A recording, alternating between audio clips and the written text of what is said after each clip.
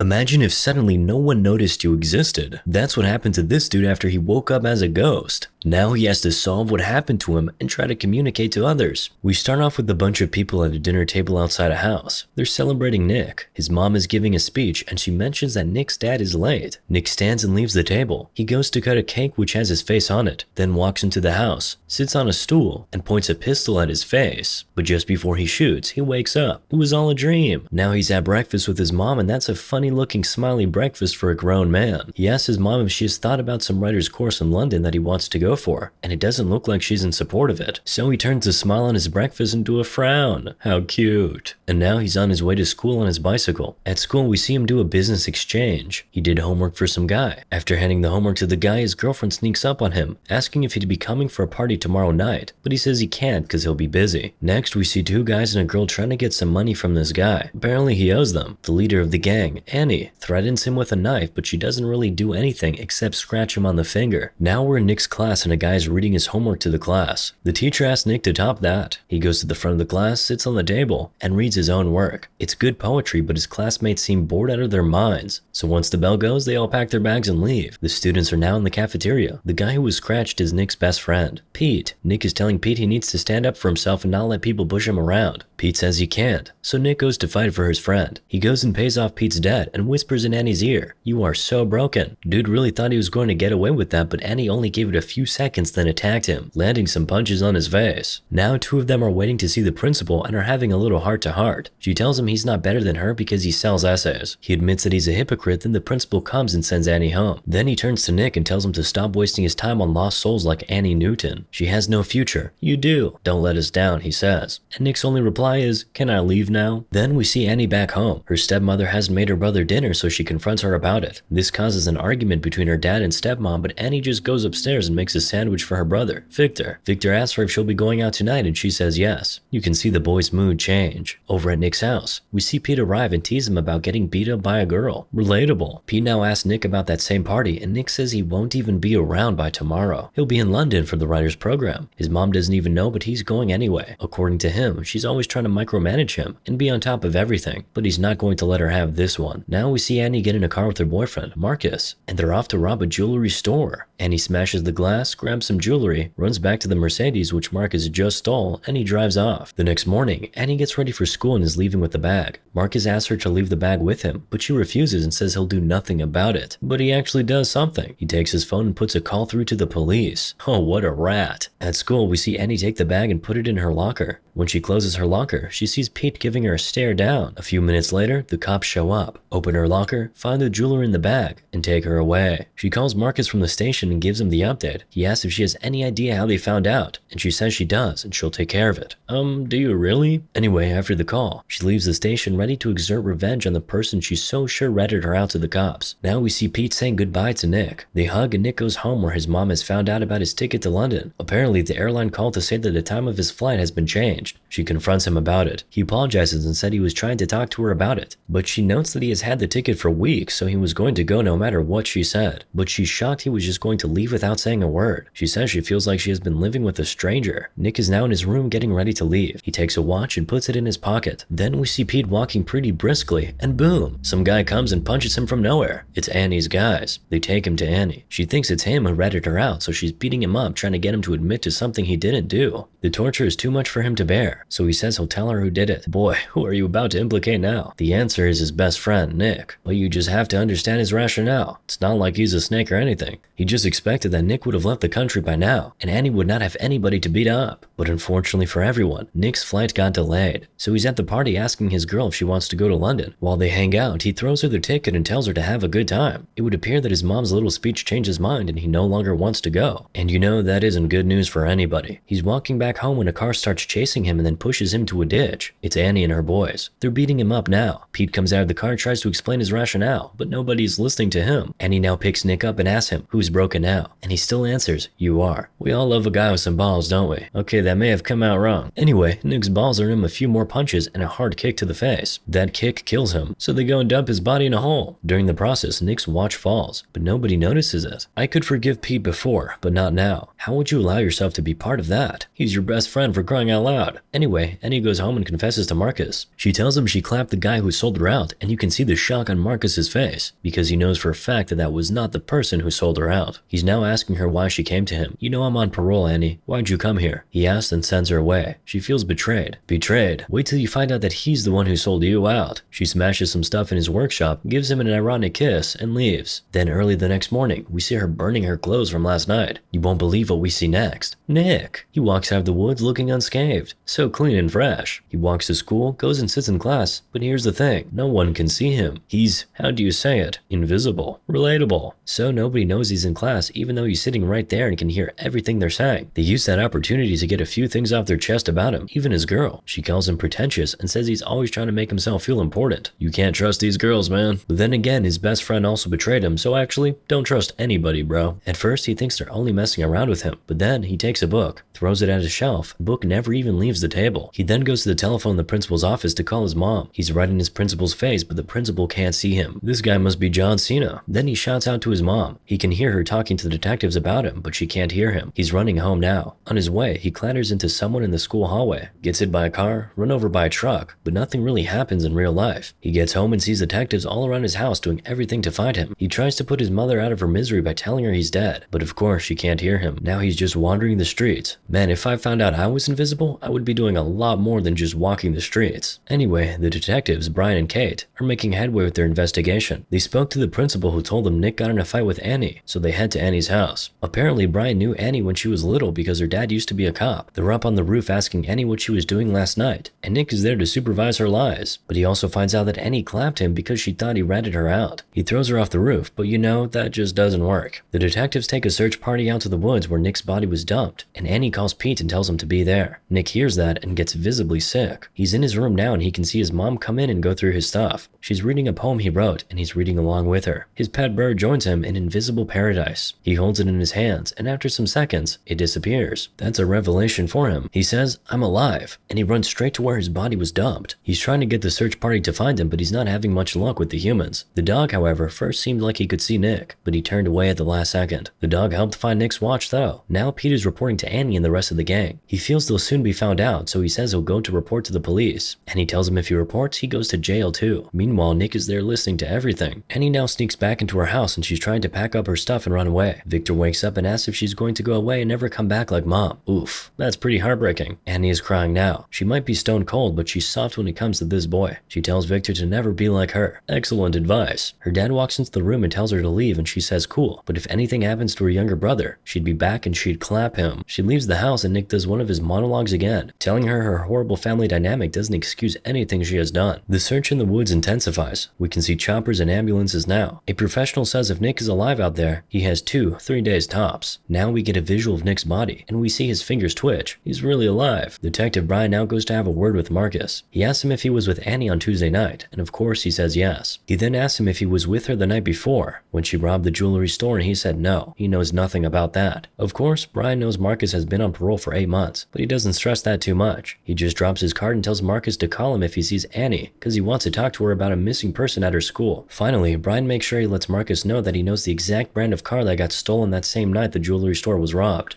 Nick is now telling his mom how he knows this won't change a thing for her, cause she always has everything under control. He's shouting at her, shaking her, scattering everything on her table, even throwing a chair through the window. But of course none of that actually happens. A few moments later, his mom breaks down and starts crying. She's really weeping and calling out Nick's name. Pete is taking a walk under the rain when Marcus comes from nowhere, grabs him, and points a gun at his chest. Marcus tells Pete that he's being followed by the police, and he actually is. He takes him into the woods and Pete points to him where the body was dumped. The next day, Marcus tries to trick Annie to come to a location station so he can clap her, but she suspects something, so she calls Pete and tells him to go instead. Pete goes and is followed by Detective Kate, after Nick did his best to get her to wake up and look. Pete is now at the bridge with the two guys while Annie is watching from a distance, but then Marcus comes from behind her and points a gun at her back. He takes her to the bridge where the rest of the guys are and tells Pete to go home. He runs home. You can see how thankful he was that he was asked to go. Marcus says they have to move quickly because there's a tail on Pete, and he's right, but it's too late now. The cops are already here. Annie then grabs the shotgun from Marcus and is pointing it at the cops, but they're surrounded now. But Annie is one hell of a survivor. She manages to climb out and escape. Peter Parker would be extremely proud. While she's running away, Nick screams, "They'll catch you, Annie," and it seems like she heard him, because she turns around and yells something. So Nick goes, "She heard me." She goes to a club and sells a ring which belonged to Marcus to some guy. After he pays her, she decides to stay back and do a little dancing. She takes off her hoodie and beanie, and is now doing the signature white woman dance while Nick is just watching her. The next day, she goes to her mother's grave, and she says she's sorry. Then Nick starts talking about how sometimes he wishes his mom died, instead of his dad, because of how much pressure she puts on him. He now reaches out to Annie and touches her shoulder. He says he knows she can hear him, so he tells her just to tell them where his body is, but she just stands up and leaves. He follows her. She breaks into the school at night and puts some money in an envelope for Victor, and puts it in her locker. Nick is there to tell her he's dying, and he doesn't have much time left, and ironically, she's the only one who can save his life. You can tell she can hear his voice in her head, so he screams her name and she turns around, but she can't see anybody. She's miserable now. She goes to take a shower, and being a good boy, Nick makes sure not to look. Meanwhile, Nick, the one in the hole that is, opened his eyes at this point. Annie is sleeping now in the basketball court and Nick is right beside her, running his hands through her body and calling out her name. He oversleeps and is woken up by the basketball team that comes in for practice. How are you a ghost and oversleeping? Or sleeping at all for that matter? Anyway, now we see Annie in Nick's house. She's going through his old photos and getting nostalgic. Do not tell me these two are falling in love, because even Nick is out here smiling while his body's decaying in that hole. Thankfully, Nick's mom comes in and kills whatever romance was brewing. Annie runs out of the house and straight into the woods to where they dump Nick's body. And Viola, the body isn't there. Nick is telling Annie that someone was there to move his body and he's asking her to think. She sees the substances that she found with Pete days back, and that tells her that Pete was here, so she goes after Pete at school. Pete is now telling her that Nick didn't even rat her out in the first place. He then confesses that he and Marcus moved the body, so she goes after Marcus. She ambushes him in his car, just outside a police station. Then she takes him to a precipice and tells him to go on his knees. Role reversal moment. Then she points a gun at him. Meanwhile, Pete is trying to self-delete. Nick is begging him not to do it, but Pete can't even hear a thing. But here's the beautiful thing. While Pete is in that transition zone where he's not dead yet, but not fully alive, he sees Nick. They can see and talk to each other. Nick is now asking Pete where he moved the body to at the same time Annie is asking Marcus the same question. They both answer about the same time. After they do, Pete's parents rush into his room and find him in the state he's in, and Annie just leaves Marcus and turns around to go find Nick. But not clapping him turns out to be not a very good idea, because Marcus stands up and shoots her. She doesn't die though. She has enough in her to shoot him and stand up and call Detective Bryant. She tells him where Nick is and tells him she left something for her brother in her locker, and he should make sure Victor gets it. The cops rush off to the dam where Nick's body is, but of course, Nick gets there before them. He finds his body and he's now touching himself. Oh no, not in that way. He's with his body now, but you know, he can't save himself. The dam gates open and Nick is drowning. Kate calls for the gates to be closed and now the cops are looking for Nick. Brian finds him and they all rush there. Indeed, he's alive. They rush him into the ambulance and Annie is there watching from a very far distance. She's still bleeding. She gets into her car and sort of blacks out for some time. She's woken up later in the evening by a cop who asks her to come down from the car, but she doesn't and just drives away instead. As expected, they start chasing her. At the hospital, Nick's mom is watching as the doctors try to save her son. The police finally surround Annie and they all have guns pointed at her, but she hears Nick's voice in her head saying, "I need you, Annie, I need you." And that was all the fuel she needed. She steps on the accelerator and drives through the police blockade. She gets to some place, dumps the car, and completes her journey on foot. Where does she go? The hospital, of course. Nick directs her to where his body is being operated on. She gets there and Nick's mom goes, "You have some nerve," the moment she sees her. Nick tries to play peacemaker, but you know, mama can't hear you. So Annie has to do it all on her own. She says she just has to talk to Nick, but Nick's mom lands a slap on her face. Annie then tells her that Nick is here, that she can feel him and hear him, that she knows what he wants. Of course, she doesn't believe her. So on Nick's directive, Annie tells Nick's mom about that time she was in his room reading his poems, and how he was with her then. She now asks Annie what she wants, and Annie says she just needs to see Nick. She can help him, but his mom says no. Annie hands her her gun, and says she knows she can bring him back. She finally lets her go in. Annie is now running her fingers through Nick's body. She apologizes to him and begs him not to go. while. She takes off her necklace, which once belonged to her mom, and puts it in his hand while she joins him on the bed and snuggles with him. When she does that, the invisible Nick disappears, and the real Nick wakes up and calls Annie's name. Annie says she wanted to do one good thing, and Nick tells her she did. She saved him. Then Annie taps out. Then we see Victor playing with a toy plane, and Nick shows up and has a conversation with him. Victor says his sister died, and Nick says they should send her a message. Victor's message is simple and short. Hey Annie. So Nick writes that on the plane for him, and they fly it. Moral of the story? I don't know, but that was sad.